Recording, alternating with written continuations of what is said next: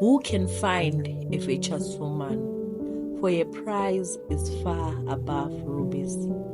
The heart of a husband doth safely trust in her, so that he shall have no need of spoil. She will do him good and not evil all the days of her life. She seeketh wool and flax, and worketh willingly with her hands. She is like the merchant's ship.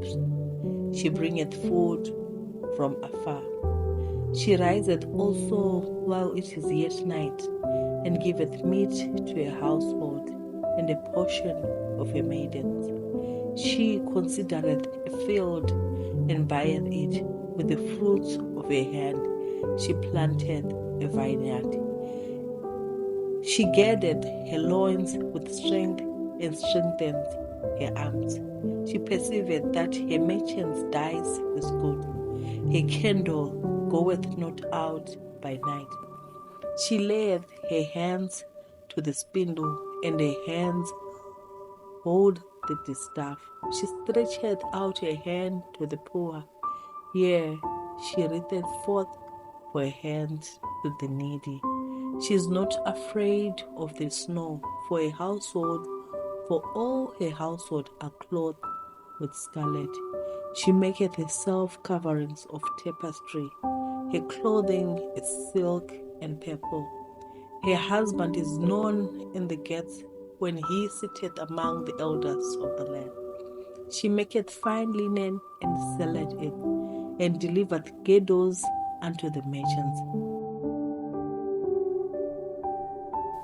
Strength and honor are her clothing, and she shall rejoice in time to come. She openeth her mouth with wisdom, and in her tongue is the law of kindness. She looketh well to the ways of her household, and eateth not the bread of idleness. Her children arise up and call her blessed, her husband also, and he praiseth.